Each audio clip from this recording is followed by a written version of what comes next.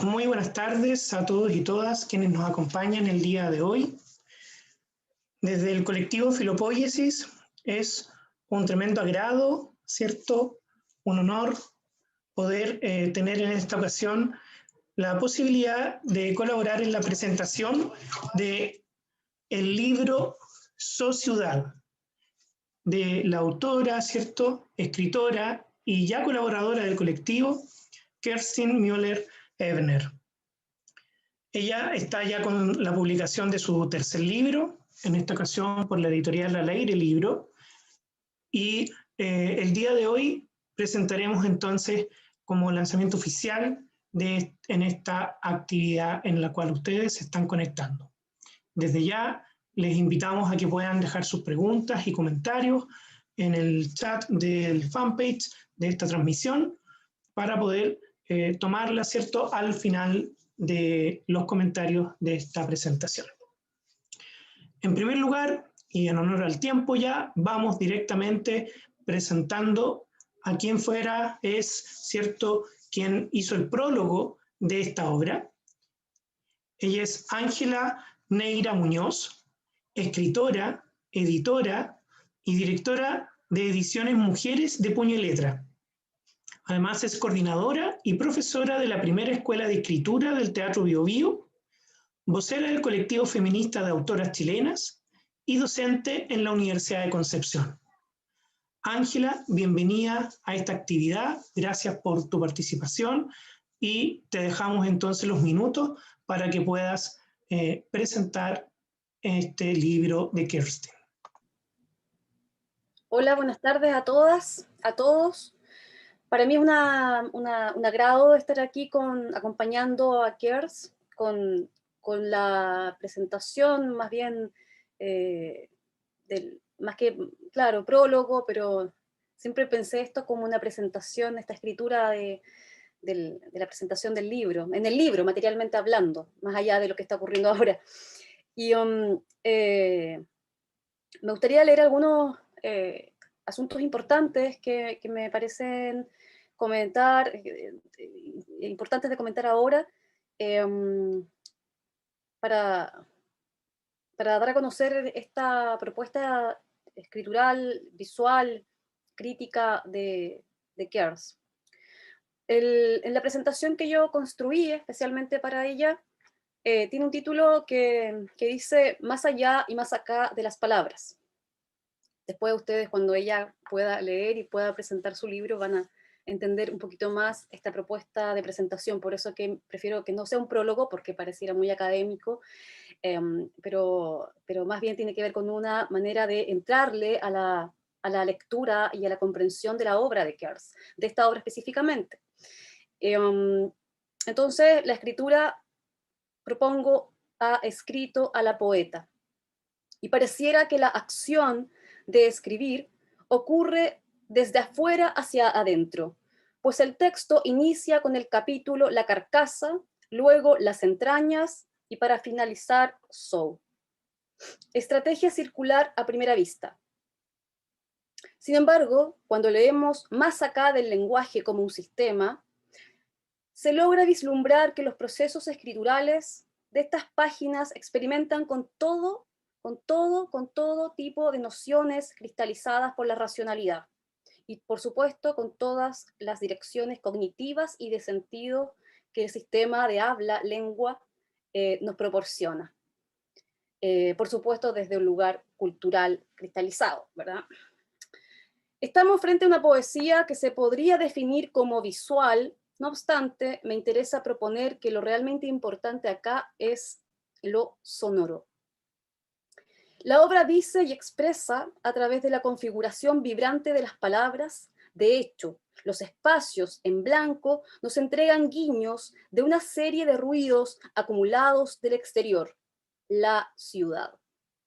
Sin embargo, es muy probable que también vengan del interior, del yo de la poeta, de la que escribe, de la que propone. Por esto, el texto va más acá y va más allá de lo que podría ofrecer el análisis estructural y canónico de una pieza literaria, pues este no sería suficiente para dar cuenta de ciudad.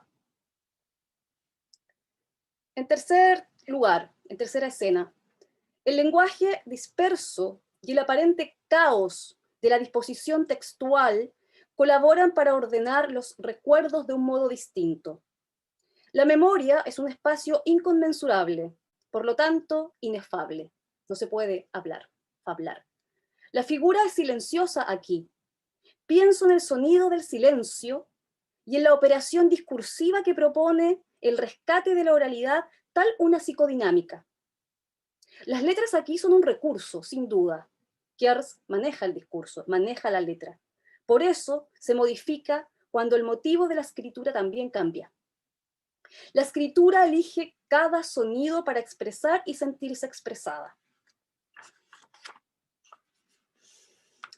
Así, página tras página, llegamos a las entrañas, o al más acá, que nos regala una de las escenas más íntimas del poemario, desde mi punto de vista, obviamente, como lectora.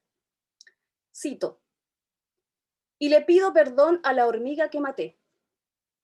Termino de cita. Luego, ingresamos a un estado casi onírico, pero no al clásico que se construye por la dislocación de tiempos y espacios, sino a uno que está y ocurre en un entre o paréntesis, donde las diversas voces son y están allí. La decisión de la autora es quedarse ahí, ahí. Y es tan lúcida que logra entender que el silencio se aburre.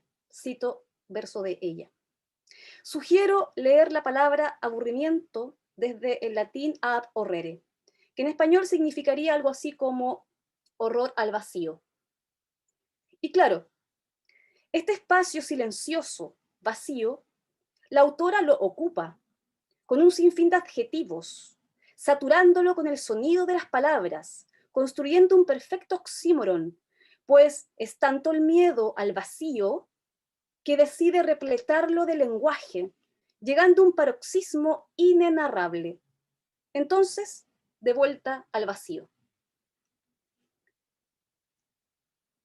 Kerstin, en este poemario, en este libro, en esta propuesta, en esta práctica artística con el lenguaje, logra yuxtaponer los espacios interiores y los exteriores a través de juegos de palabras que merodean con desparpajo la frontera de lo de dentro y lo de afuera. Aun cuando afuera está lo desconocido, lo hostil. Frases morbosas de publicidad, descripciones grotescas, narraciones violentas que espectacularizan la desgracia, entre otros asuntos que están aquí en este texto. Sociedad comunica estos espacios, el domicilio, nuestra casa, que es nuestro cuerpo, que es nuestro yo, y la calle, la ciudad, que es la urbe, que es el otro, la otra. Es decir, sitúa y conjuga en este libro el lugar del ser para sí con el lugar del ser para las otras, para los otros. En este sentido, el espacio del afuera es un espacio de caos, y solo con la realización de un rito puede ser ordenado. Este acto será para Kerstin la escritura, aunque, como dice Diamel Altit, el lenguaje, además de poderoso, me parece represivo, opresivo. Pero no estoy segura de que el lenguaje ordene el caos. Puede, en algunos casos, detonarlo. Muchas gracias por escucharme. Muchas gracias a ti, Ángela, por esta presentación que haces. Sin lugar a dudas, abren las puertas, ¿cierto?, de lo que nos encontraremos después en el libro. Así que es una tremenda invitación también a poder leerlo y a poder conocer esa voz, ¿cierto? Y esos silencios, finalmente ese lenguaje que se expresa por parte de la propia autora. Desde ya le doy la bienvenida también y agradezco la confianza de poder estar juntos este día a Kerstin Moller-Ebner, Es profesora y escritora.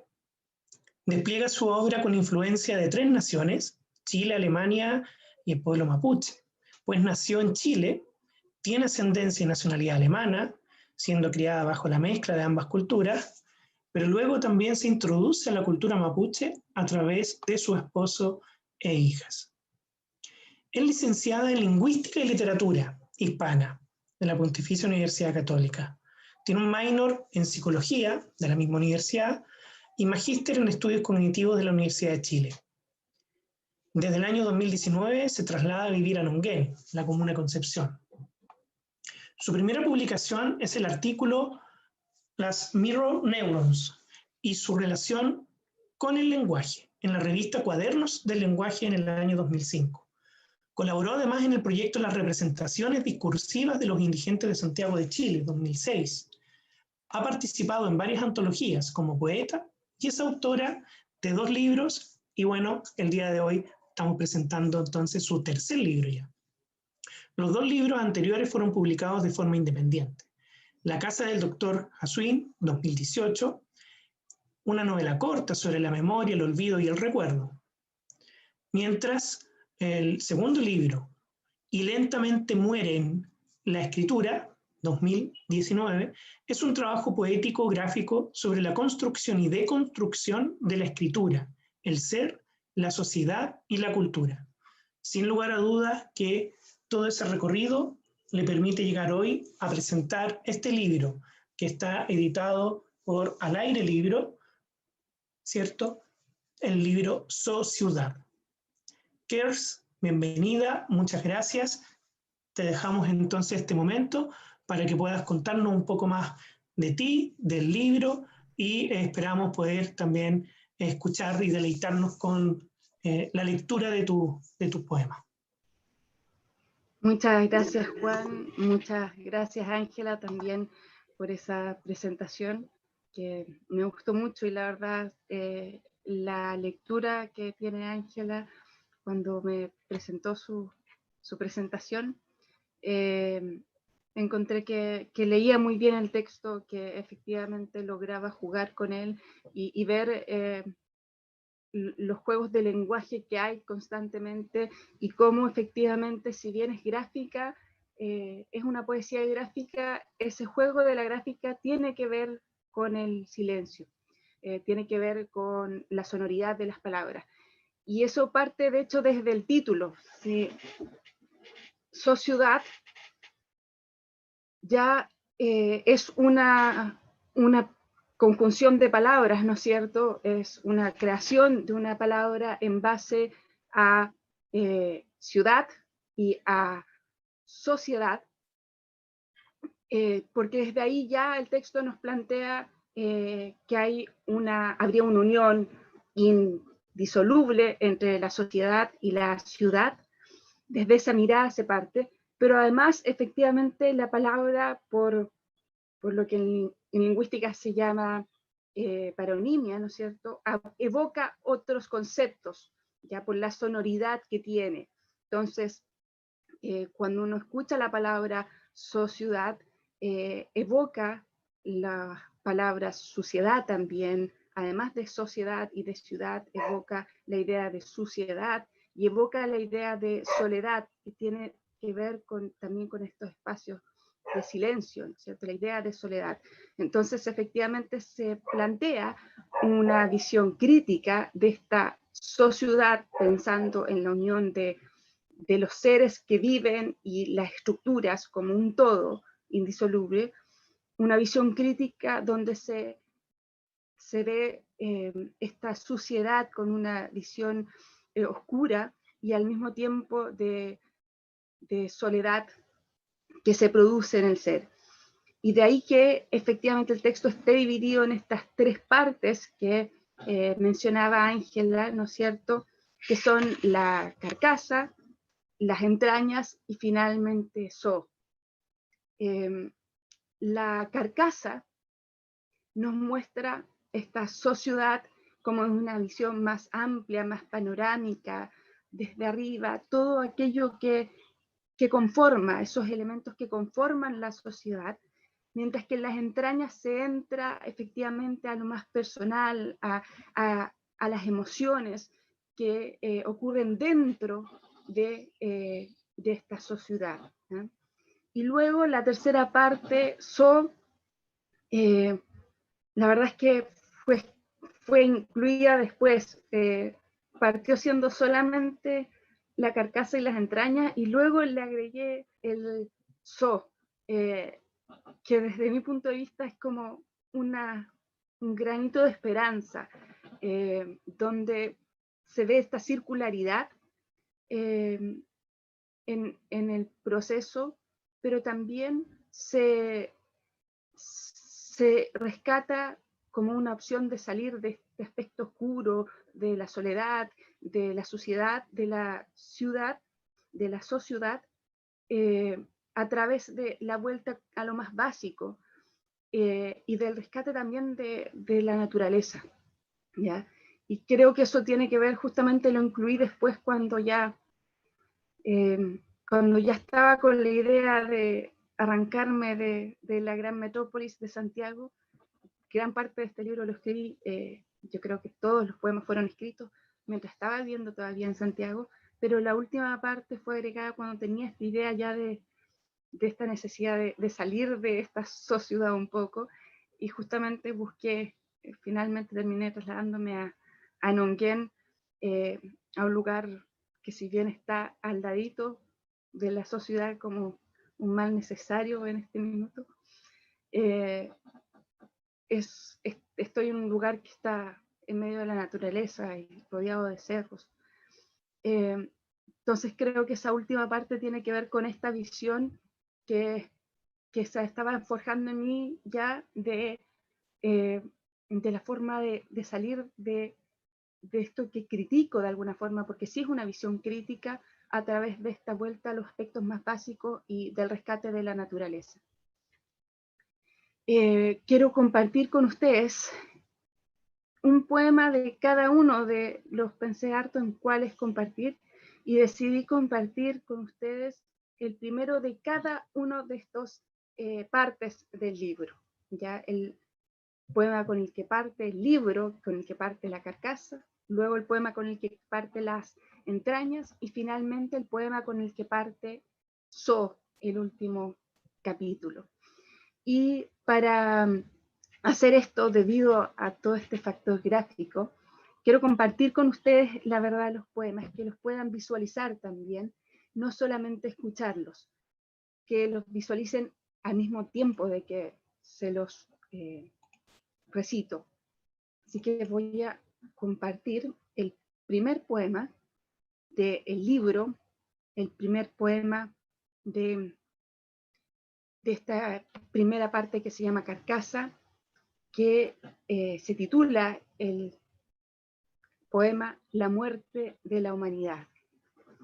Supongo que el nombre de este primer poema ya llama la atención de que parta hablando el libro sobre la muerte de la humanidad. Dice así: los sueños cantan, los días bailan, las lunas se marchan, no hay más palabras. Los colores se pudren, la vida se cansa, el final nos aplasta.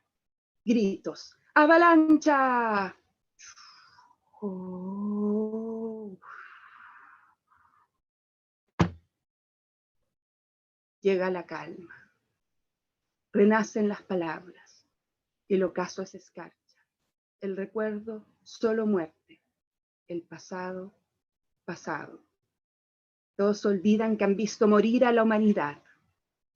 Yo solo recuerdo la mitad.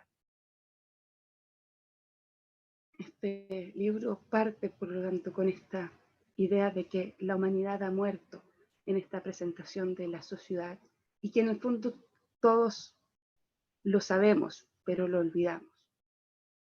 Y yo, dentro de este libro, algo recuerdo de esto. Y bueno, no sé qué les evoca el ver esta imagen. Traté de ponerlo completo en una sola vista para que pudieran apreciarlo. En mi visión esto es una cara, pero una cara deformada, con un ojo más pequeño que el otro, y aquí en la parte que normalmente va la nariz, ¿no es cierto?, está toda esta avalancha, todo este descontrol, y finalmente termina con una boca antes del mentón que no está completamente sonriendo, más bien tiene un gesto más severo. Aunque también la he visto en algunos minutos como una imagen de una persona también deformada. Esas han sido las dos visiones que yo he visto. Pero en ambas tiene que ver con la idea del ser humano, de la humanidad, ¿no es cierto? Pero deformado en ambos casos.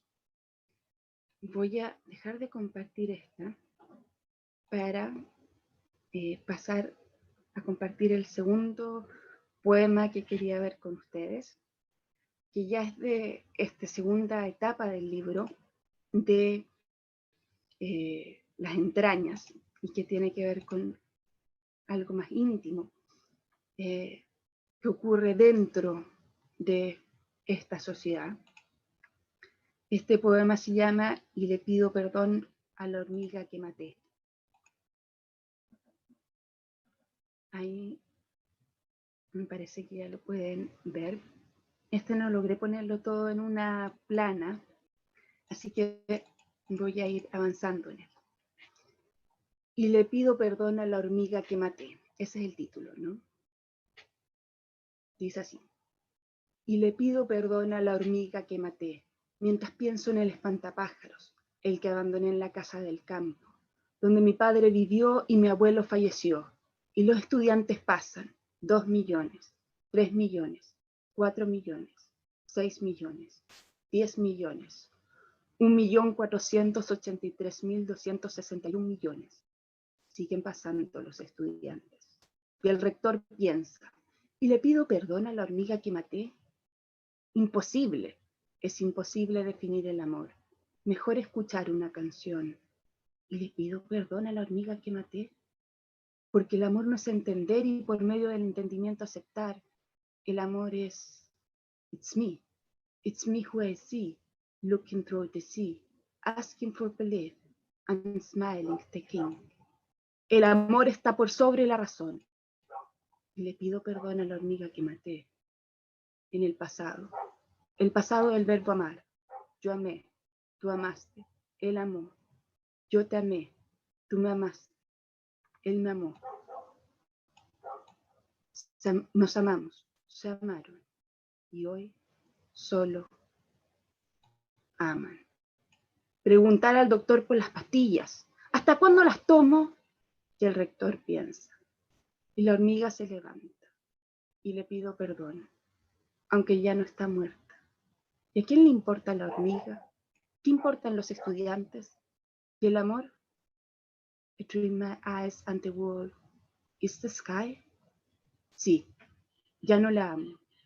Y pienso en el espantapájaros que abandoné en la casa del campo donde mi padre vivió y mi abuelo falleció. Y escucho el recuerdo.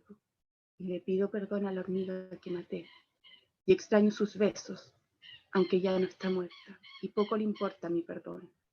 Y pienso, aunque ya no la amo.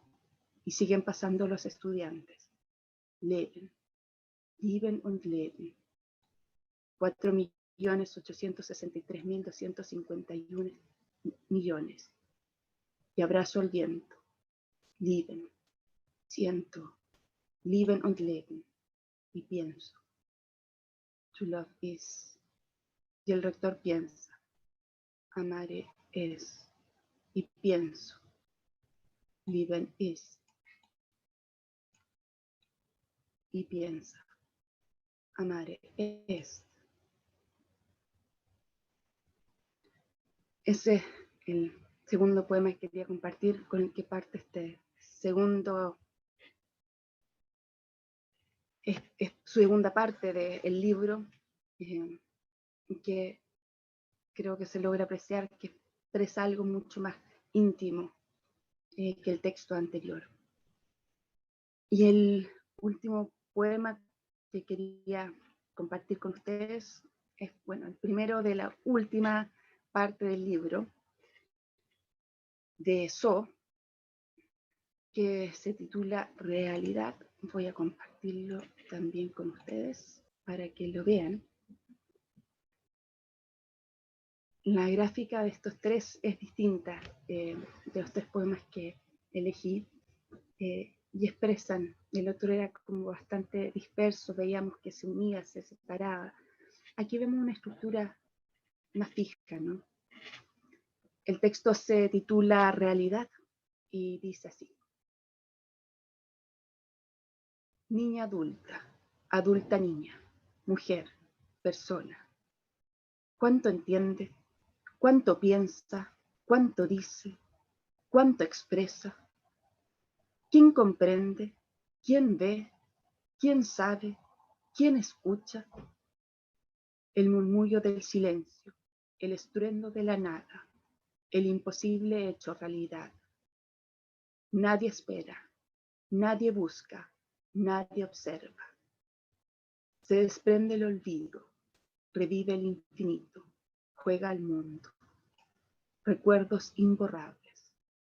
Más allá, se desprende, se desmaya, cae, relincha. ¿Qué más da la vida extraña, inmensa, incomprensible, realidad?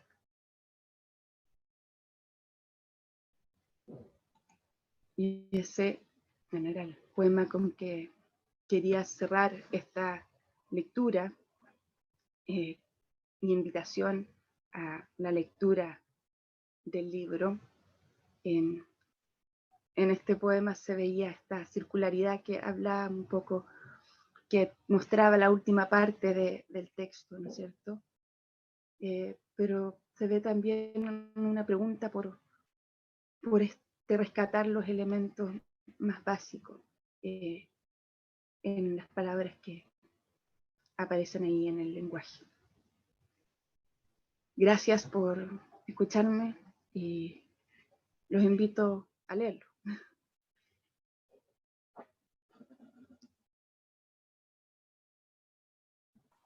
Muchísimas gracias a ti, Kers. Es un tremendo regalo poder escucharte y leerte.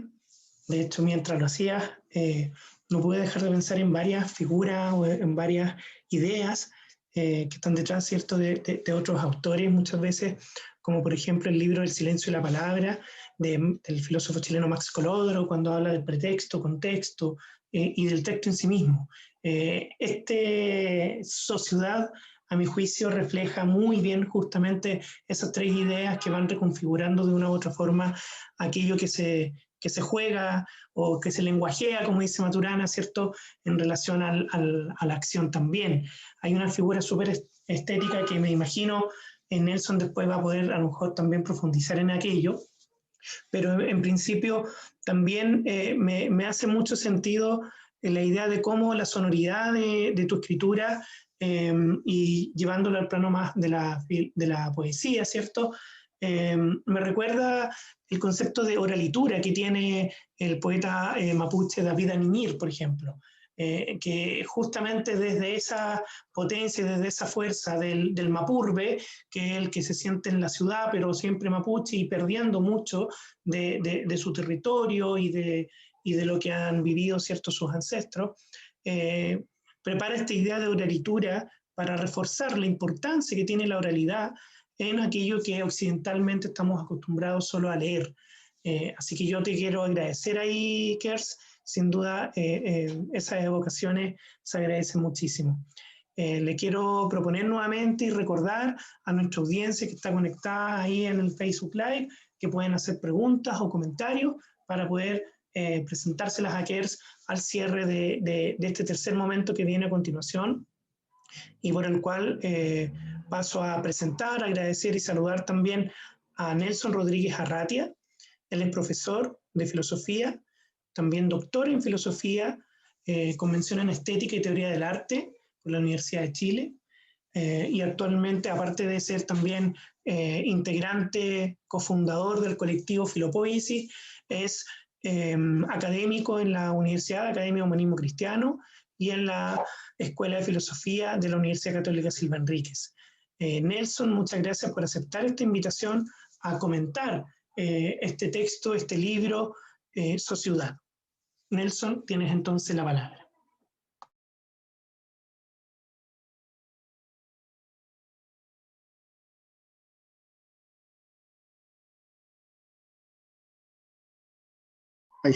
Ahí sí. Bueno, un honor y con todo respeto a Kreslin, ¿no es cierto?, hacer este breve comentario que de algún modo ya han sido mencionados varios elementos de los que yo voy a mencionar. Además, sin embargo, propongo otra entrada y también algunos quiebres que de algún modo permiten intimar más con la poesía y con los poemas, digamos, que incluso que los que leíste tú hoy acá.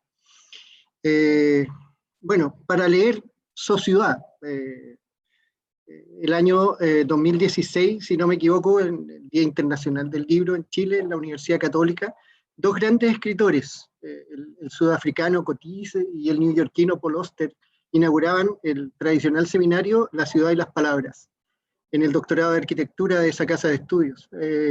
Una de las expresiones que Paul Auster usó en algunas ocasiones de su conferencia, fue el que más habló, fueron las siguientes: So City y So Citizen. Entonces la ciudad, o tan ciudadano, más o menos, ¿no? Entonces fue lo primero que se me vino en el recuerdo cuando leí el título de este hermoso poemario So Ciudad. Sin duda el trabajo poético de Kerstin Müller tiene varios tópicos o variantes de entrada a su lectura. Algunos de ellos que aparecen en lo visual me remontan a los primeros textos de la vanguardia del teatro futurista del 1915 más o menos, con intercambios de gráfica, colores, tonalidades y dimensiones, para lograr lo que el arte debía alcanzar para romper con lo propio o con su origen, sin autor, reestructuración del estatus artístico y de sobremanera la interpelación al alma individual de lo que a esas alturas dejaba de ser un público masivo. Tal vez en otro contexto, la gráfica de los poemas, la disposición tipográfica, recuerdan los caligramas del creacionismo de Huidobro, no en el caos, básicamente, sino en los silencios. No silencios, sino lo silente. No los silentes, sino los cuerpos silentes, atragantados de sí mismos, de tanta ciudad o ciudad. So city, so citizen. Pero me es sugerente la mirada desde la ciudad. Incluso desde la expresión so city, pues como si desde ella el recorrido ascendiera, a ratos descendiera en otros, a pilares que sostienen toda la arquitectura citadina. Un sujeto, un cuerpo, un yo, un tú. Los versos escritos, a veces distanciados en márgenes, corridos, nos hacen sentir como estar recorriendo las escaleras que nos llevan a los lugares insospechados, pero que sin dudarlo nos permiten mirar, contemplar y sentir eso que sostiene finalmente la ciudad, como los latidos que le entregan su respiro desde nuestros pálpitos.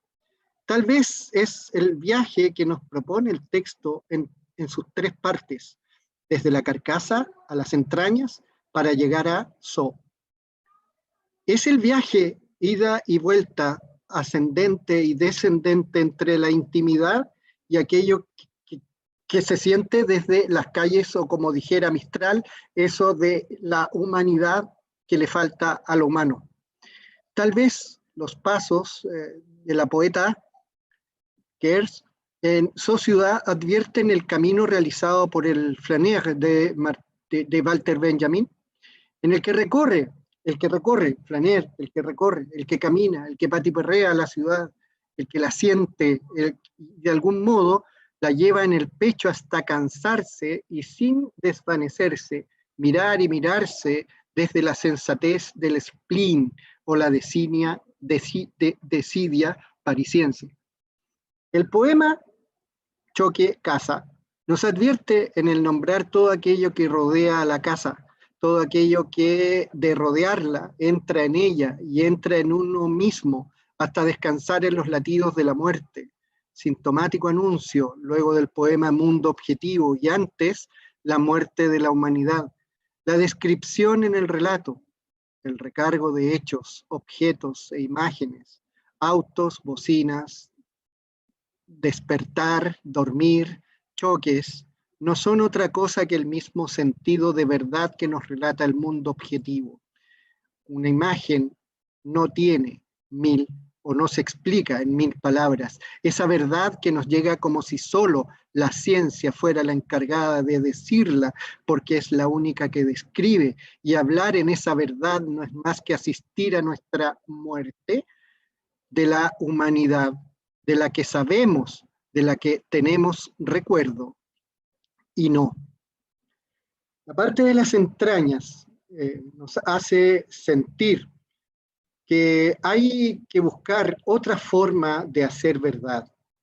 No es la del mundo objetivo, es esa que ve el señor rector viendo a los millones de estudiantes pasar por la calle.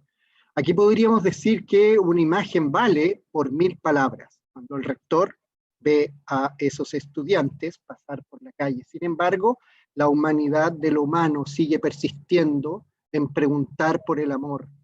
No es baladí esta cuestión, es tan concreto y tan mínimo como pedir perdón por haber matado a una hormiga. ¿Acaso no es este un gesto tremendo? Ese amor por el que se abren los caminos de la vida, por el que pienso ya no responde a eso de vivir preguntando en distintas lenguas. ¿Qué es amor? Porque las entrañas dan lugar a ese sentir profundo y también trágico, común entre toda la humanidad que no reconoce géneros, o que no reconoce, o que reconoce solo al macho, signos propios, diría Benjamin, del flaner, la ciudad mercantilista, industrial, ocupada en el desarrollo económico, neoliberalismo podríamos decir hoy día. Pues antes de dormir, como dice el poema, la poeta, ella recoge los platos, levanta la cocina, lava los platos, ordena, se fuma un cigarro y llora en la soledad del silencio de un sueño sin dormir. Así llegamos a So, tal vez a la esperanza, o a desahogar en el ahogo la ciudad. Es el sujeto. El viaje, ciudad, interioridad, ascenso, descenso, me recuerda algunos textos de Juan Aymar. A propósito de aburrimiento, Juan Aymar, en francés, el Jean Aymar, ¿no es cierto?, es el aburrido, yo estoy en la desidia, el aburrimiento, pero no es el vacío, sino es la desidia de sí mismo. Como en el relato de Mar, en Umbrales, ¿no es cierto?, en el que el personaje al levantar el auricular del teléfono se da cuenta que al otro lado está el mundo, la ciudad, y para dejar que hablen y salir a caminar lo que no se han dado, deja el auricular. Así la realidad se vuelve vasta, incomprensible, inmensa, extraña, me extraño, por la que no hay más que levantar preguntas. Solo quedan las preguntas. Es el poema con el que se inaugura la tercera y última parte de este texto, So. Mientras el mundo brilla y su luz en distintas lenguas parece unificar el verso que lo sostiene, la realidad es que siguen siendo nuestros o los latidos de la poeta que permite que cada farol sea una luz, pues no habría luz si el viento, que cruza todos nuestros caminos y que rompe todas las huellas de lo andado, no acariciara la piel, si el viento no dejara que la piel abra su sentir. Tal vez sean esos respiros entre todos estos recorridos que se alcanza la llamada resurrección por la poeta. Después de todo, las alas nunca estuvieron rotas y si hay viento, se puede volar en otras direcciones, como dice la poeta, sin rumbo, por el sendero abierto de un poema sin final, como lo dice el poema final de este bello poemario de Kerstin Müller. Gracias, eso es.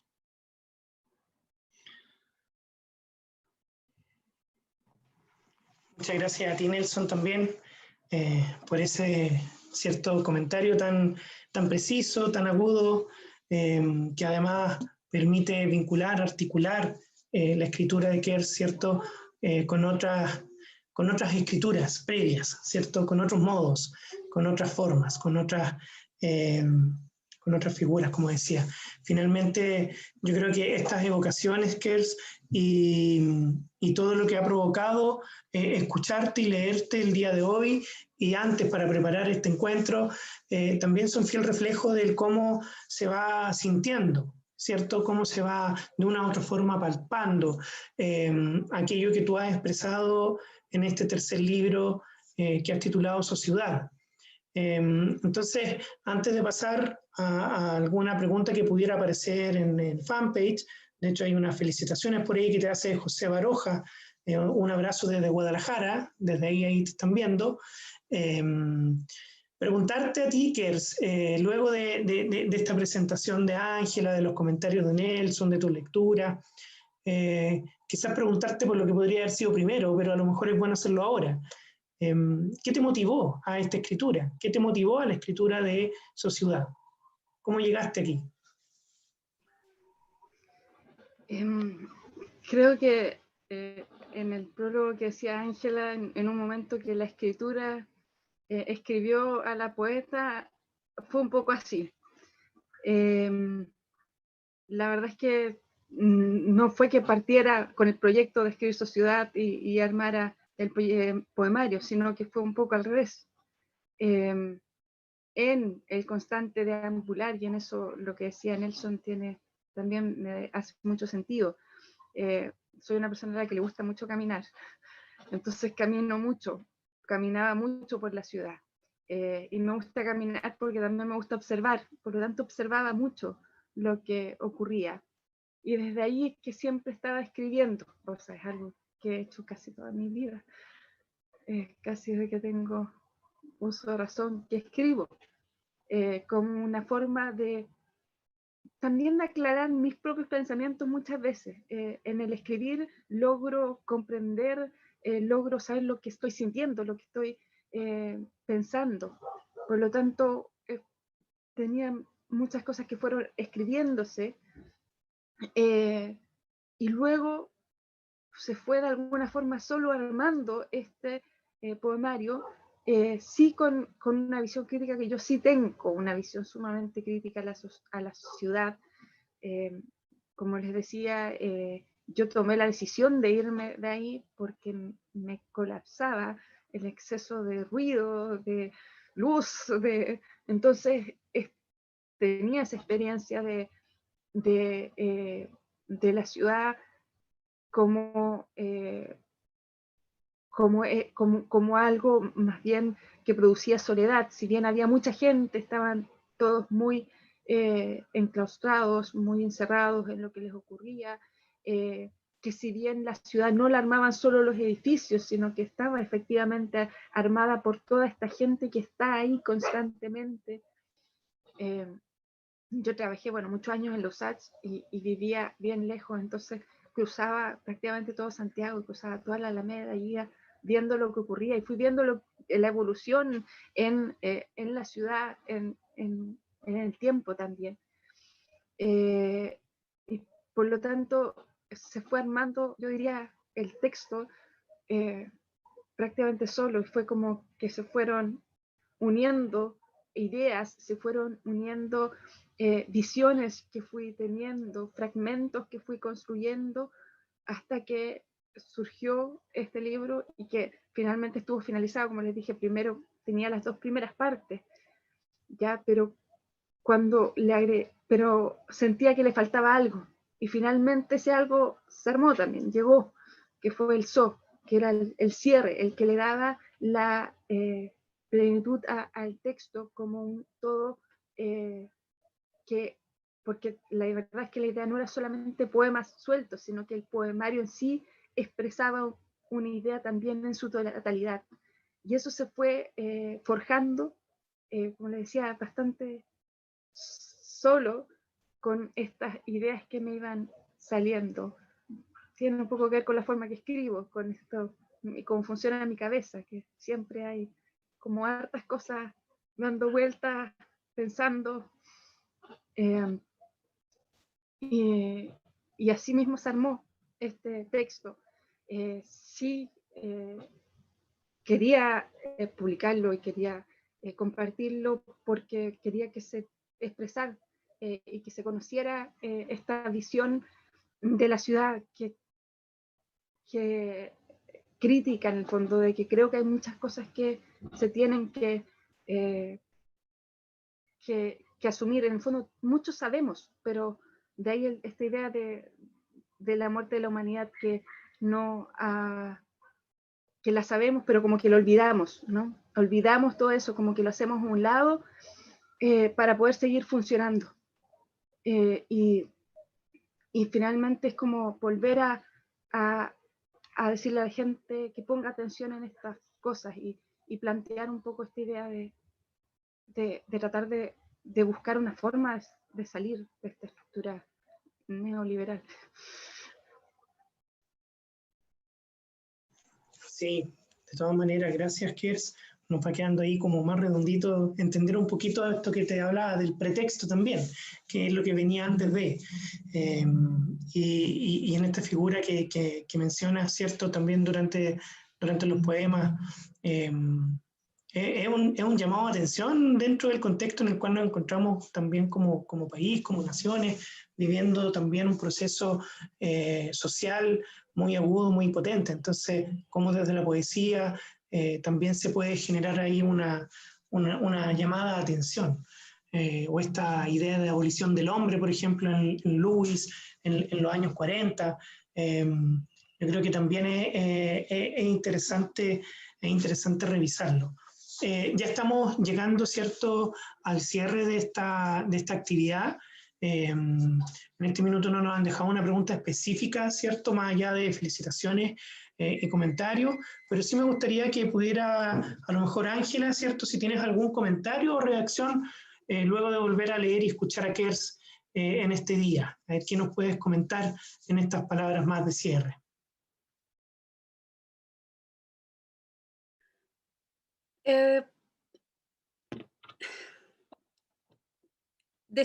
Decir especialmente que tengamos en cuenta que quien escribe acá es una mujer. Y desde mi punto de vista político es muy importante decirlo, porque cualquier lectura que se haga del libro, no podemos desconocer aquello.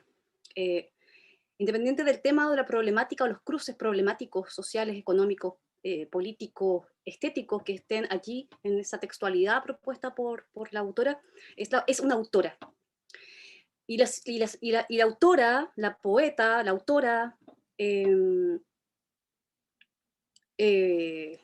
o quien escribe, es una sola, ¿no? Es una sola y es ella la que transita por la ciudad. Ella es la que transita también por la escritura y la escritura con ella.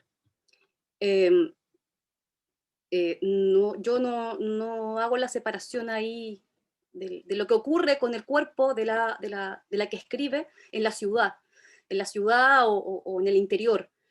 Esa subjetividad que está ahí en relieve o no, más acá o más allá de la página, lo que te provoca, esas pulsiones, es una mujer, y la situación y el lugar de nosotras como mujeres en la ciudad es diferente a la de un hombre. Eso está dicho. En tanto eso, me preocupa o me interesa mucho que también pensemos en ejemplos, o no sé si ejemplos, pero lo que han escrito otras mujeres también sobre lo que ocurre con nuestras subjetividades en la ciudad, en la urbe, con todas estas escenas que desarrolla Kers en el libro. Sobre todo con estas menciones, ¿no? Como más, o sea, más postestructuralista quizás, de esto de la desaparición o la muerte del sujeto, ¿no? Pero hay que tener en cuenta que cuando ocurren o se dan a conocer estas propuestas teóricas, ¿no?, que también tienen bastante de ideología, y que está bien porque es político, más bien están dando cuenta de una sola parte del fenómeno, porque, bueno, la Butler lo dijo, o sea, no es digamos, no es eh, casual, ¿cierto? O no se puede aceptar la crítica porque es una crítica deconstructiva, ¿cierto?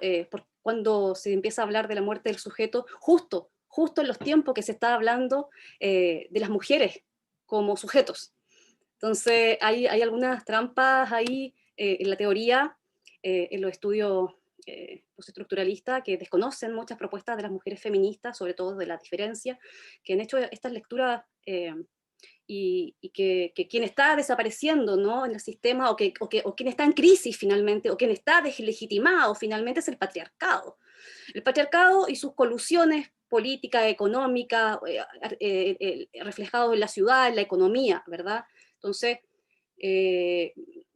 cuando Juan dice esto como, justamente estamos en un momento importante, bueno, o crítico, ¿no?, en Chile, etcétera, se alusiona al contexto, al pretexto y al contexto, yo también ahí también pongo énfasis en hacer la lectura de que lo que está en crisis, ¿cierto?, y lo que ya no es legítimo, ya no es más legítimo, y no sé si ocurre que es ilegítimo, pero que ya no es legítimo, ni natural, es las operaciones del sistema neoliberal, capitalista, ¿cierto?, donde su gran eje es el patriarcado.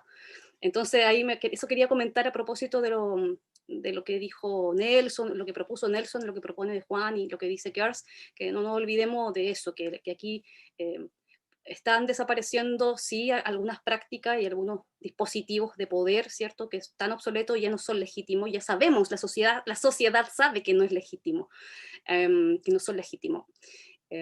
Entonces, y quien está aquí finalmente es una poeta, una mujer que lo dice, que lo vive, que lo manifiesta. Si vemos los detalles de cada poema, hay situaciones y escenas que la vive una mujer.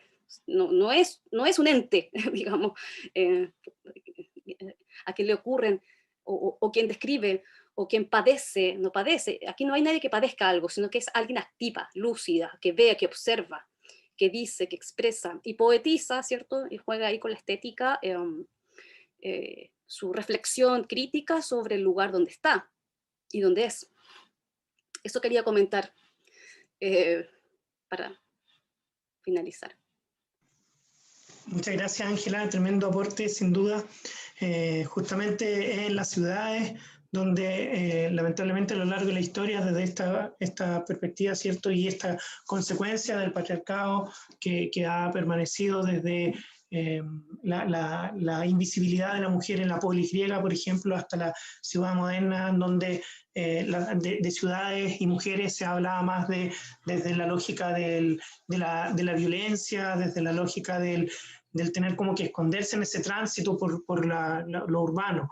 Y yo creo que esos temas también como del cómo caminar con mayor seguridad finalmente en relación a no tener que sentir miedo al caminar en la ciudad, creo que también es algo súper potente, y lo digo yo, ¿cierto?, desde una mirada completamente como exteriorizada a ese sentir, pero haciendo alusión también a un libro que con lo que tú decías, Ángela, me hizo mucho sentido, Mujeres en la ciudad de violencias y derechos, de la editora Ana Falú, y ahí se habla mucho respecto a esto que se está mencionando, así que te agradezco tu comentario. Es buenísima. ¿No es cierto? Sí, tremendo, me hiciste recordar inmediatamente, y ahí hay una idea muy, muy interesante de diversas autoras respecto a esta idea de la mujer en la ciudad. Así que te agradecemos mucho, Ángela, también esos comentarios de cierre. Y ya para ir finalizando, entonces, Nelson, no sé si también tú quieres comentar algo para luego darle la palabra a Geertz para también que se pueda despedir de esta audiencia que nos sigue fielmente. Disculpa, yo quisiera dar una cosilla que Sí, claro. se me ocurrió ahora, de la nada. Mentira, a partir de lo que tú dices, Juan. El asunto esto que yo rescato, y bueno, que Nelson también lo rescata, lo dice de lo sonoro.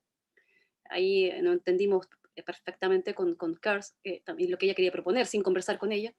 También lo sonoro es una manera, una práctica de darle la vuelta, ¿cierto?, al sistema lenguaje, que también es un sistema cultural, y como sistema cultural que da cuenta de una cultura, obviamente está también anclado desde el patriarcado. Entonces, cuando trabajamos con la oralidad, o estas psicodinámicas orales que propone Kers, también estamos dándole vuelta a esta legitimación quizás hiperbólica, ¿cierto?, del valor de la palabra escrita, ¿cierto?, y desconocer, ¿cierto?, toda la herencia y la genealogía de las mujeres o las comunidades que han sobrevivido especialmente a partir de la palabra y del sonido, de la oralidad, y sostenido también sus culturas y sus genealogías y sus archivos también. Sí, sin duda, sin duda. Esa hegemonía duopólica siempre de mito, razón, luna, sol, oralidad, escritura, ¿cierto? Como lo femenino y lo masculino que ha imperado en el occidente. Nelson, tu cierre, tus palabras al final. O sea, no mucho más, pero digamos de compartirlo, algunas de las posiciones que propone e intelectualiza también Ángela, ¿no? Estoy de acuerdo, digamos, en reconocer el reconocimiento, o ni siquiera el reconocimiento, sino que hay una voz femenina respecto de la poesía.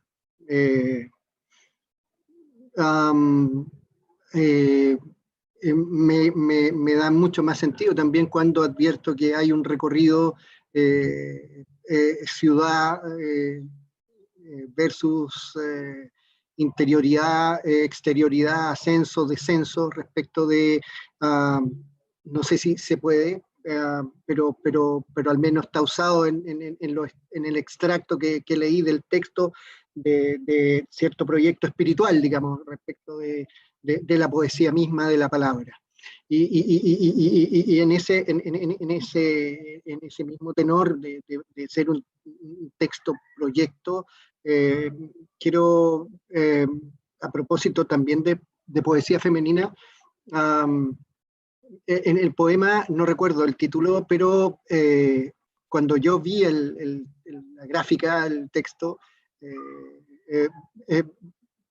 no sé si eran signos, pero lo leíste que es como cantados. Hiciste y me trajo varios sonidos, tal vez onomatopéyicos, ¿no es cierto? Pero para entender un poco, y en esto Pizarnik, la Alejandra Pizarnik lo habla también antes, T.S. Eliot, cuando en Tierra Baldía, ¿no es cierto? Guay, y termina básicamente en esa sonoridad para entender el quiebre de un lenguaje que tiene que ver con el quiebre de un lenguaje binario, que tiene que ver con un lenguaje masculino o femenino, por no decir machista o feminista. Entiendo que hay una apertura ahí que hay que escuchar, que es distinto a una tensión que ya está advertida. Entiendo y creo que esa es la novedad también del texto, de que es respecto de que hay una despolitización de la propia política respecto del lenguaje, en aceptar la sonoridad del silencio.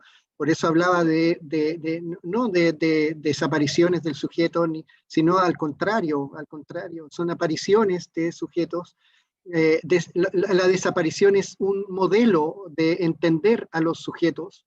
El machismo es uno, la binariedad es otra, pero hoy día, ¿no es cierto?, creo que la gran novedad del texto de Kers es justamente tratar de caminar hacia esa sonoridad que nos retrotrae, ¿no es cierto?, la capacidad de poder volver a sentir o sentirnos. El O me gustó mucho, y sobre todo tu lectura, Kers. Con eso quería terminar. Bien, muchas gracias, Nelson. Vamos entonces a las palabras de Kers, las reacciones y también tus palabras de cierre y despedida de este encuentro, que ha sido tremendo, por lo menos para mí, tremendamente gratificante, y agradezco mucho una vez más. Kerstin, tus palabras entonces. Bueno, la verdad es que no habíamos hablado de cómo efectivamente el texto tiene una mirada femenina y es sumamente evidente. Así que muchas gracias, Ángela, por mencionar eso. En el último poema que les leí, de hecho, resulta claro porque se habla desde mujer, ¿no es cierto? Pero hay una serie de otros poemas que también lo hacen, donde efectivamente se expresa desde una voz femenina. El texto en sí es una mirada femenina de la ciudad, y por lo tanto sí hay una visión crítica también desde la postura mujer, como mujer que sí se considera feminista, de hecho.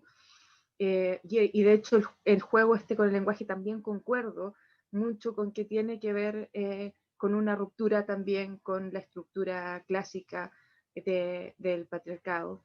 De hecho, hay un texto pendiente con Filopoiesis de justamente el, el género, ¿no es cierto? Toda esta temática del género inclusivo que ha asomado en el lenguaje y que no es trivial. De hecho, efectivamente, hay una serie de marcas machistas que son marcas del patriarcado en el lenguaje, y que por lo tanto al deconstruir el lenguaje efectivamente uno también deconstruye esas estructuras. Y con el tema de la oralidad, la verdad es que la mayor parte de la comunicación que tenemos los seres humanos, y si vamos más allá con los otros seres vivos, no es con palabras propiamente tal.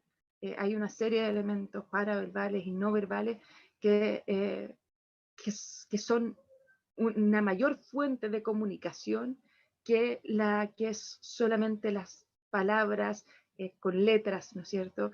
Y por lo tanto, en mi poesía hay un intento de abarcar eso, de ir más allá de solamente las letras, lo que académicamente se ha considerado como parte de la escritura y de la poesía, sino que tratar de incluir aquello que se ha dejado fuera y que expresa mucho, tratar de llevarlo al papel. Ese es quizás el desafío que yo me autoimpongo, tratar de llevar al papel todos estos otros elementos que expresan mucho y que tradicionalmente no se habían incorporado, y forma parte, sí, de una visión rupturista, de un intento de construir algo nuevo y algo más inclusivo, de ir más allá de lo que hasta ahora se ha hecho. De hecho, el segundo libro, el libro que escribí antes, habla propiamente tal de la deconstrucción del lenguaje, mucho más directamente que este. En este está presente, si bien no se habla de forma tan directa. Por lo tanto, también es algo que está 100% ahí en mí como escritora y en el texto. Y bueno, gracias tanto a Nelson como a Juan y a Ángela por todos los comentarios, análisis del texto, que ha sido muy grato escucharlo. Siempre es bueno como escritor poder verlo desde afuera, ¿no? Como otros lo leen, porque cuando uno ya lo publica, ¿no es cierto?, cuando ya lo saca, queda al escrutinio de que los otros le den su interpretación, de que lo hagan suyo también. Y ese ejercicio que han hecho Nelson y Ángela de hacerlo de alguna forma suyo, de verlo desde su perspectiva, es muy enriquecedor. Así que gracias a los tres, y gracias a todos los que nos acompañaron hoy día. Obviamente, si les interesó el libro, que espero que así haya sido, pueden contactarse conmigo a través de Filopoiesis para adquirirlo. Yo tengo copias, o bien con la editorial, que por este minuto son las dos formas en que está disponible el texto. Más adelante veremos otras opciones. Gracias. Bien, Kers, muchas gracias a ti. Ya saben, entonces, quienes nos están siguiendo pueden contactarnos directamente para llegar después ahí a la articulación y poder contar con estos ejemplares, que voy a ser uno de los primeros en pedirte ahí también llevarlo en el viaje. Alex Riquelme te envía felicidades, ¿cierto? Un gran abrazo. Alani Ortiz también, sin duda un libro cargado de emociones, un abrazo grande te envía.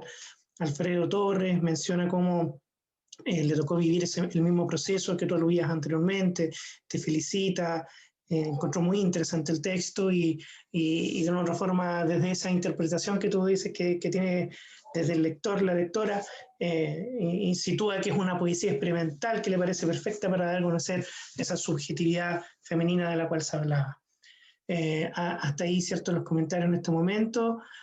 Muchísimas gracias, Nelson, muchas gracias, Ángela, por acompañarnos el día de hoy, más que a nosotros o al colectivo, especialmente a Kerstin, que este era el día de ella y la presentación de su tercer libro llamado Sociedad. Muchas gracias, hasta una próxima ocasión, y el video quedará disponible en nuestro fanpage para luego ser editado y difundido por las redes sociales. Un abrazo, que estén muy bien. Saludos, Kers, muchas gracias.